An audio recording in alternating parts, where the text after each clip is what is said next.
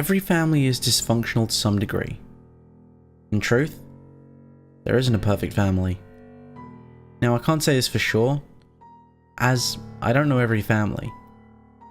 But one thing is certain. You must always care for them. This is very corny, I know. But the greatest wisdom is one people know by heart.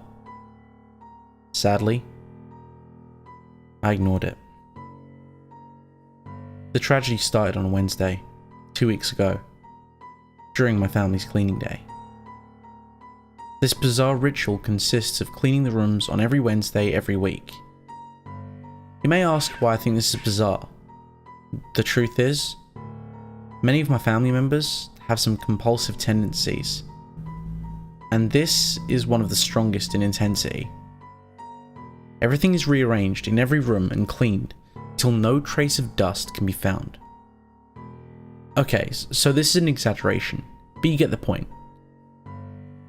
The problem is that I've had enough of that.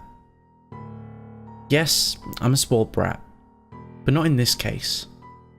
I've grown tired of this nonsense, of having my things taken out of their place without my permission, and losing the stuff important to me. It may look like nothing to outsiders, but living in this chaotic state would get anyone sooner or later. Because of this, I decided to play a prank on them. I wrote a small note and put it on the front of my door. It said, "Cursed be the ones who cleans or rearranges anything in this room." It's in terrible taste, but I decided to use this because they have a problem with listening to reason. So I decided to use something that would get them scared. I also felt a terrible anger while writing this note. I was practically in a daze. I should have noticed it before, but I ignored it. My family questioned me about the horrible note. I lied, saying I didn't remember writing it. Needless to say, they were frightened. They didn't mess with my room that day. And a week passed. I had something to do in town, so I took my stuff and left. They started cleaning shortly before I left, so I was anxious to see the results of my experiment. I returned home later, and before I entered my room, I noticed that the note had been removed. I entered and found my room clean and rearranged. It seemed their willpower wasn't as strong as I had predicted. I asked my father about my room, and he said my aunt cleaned it. He also said she was incredibly scared after she finished with it, so she left quickly. I wondered why she'd be so scared of a simple note. Then again, they aren't very normal. I shrugged it off, and she did return later though.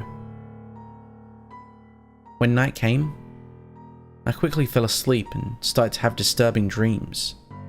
Nightmares might be more of an appropriate word. In these dreams, everyone was having breakfast together. I would talk to them and they wouldn't reply. I started shouting, but nothing else happened before I woke up. I woke, sweating terribly. The air around me was inexplicably cold. I tried opening the door, but it was stuck fast. No one heard me when I shouted and knocked on the door. The room, even outside of it, was deadly quiet, almost ghost-like. I tried looking out the window, but I couldn't see a thing. Then, I got an idea. I would write a note and slide it under my door. I checked under the door, only to see another piece of paper there. I used a ruler to help me reach the paper and looked at it. It was the note I had written before. As I read it again, a sense of irony came over me, and I really wasn't sure why. Suddenly, I felt myself disintegrating. My body was turning to dust and spreading through the room.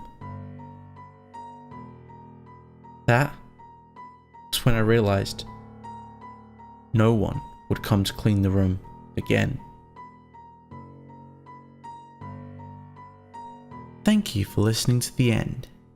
If you enjoyed today's video, don't forget to click that like button, and if you haven't already, make sure to subscribe and tap the bell icon to make sure you never miss a story.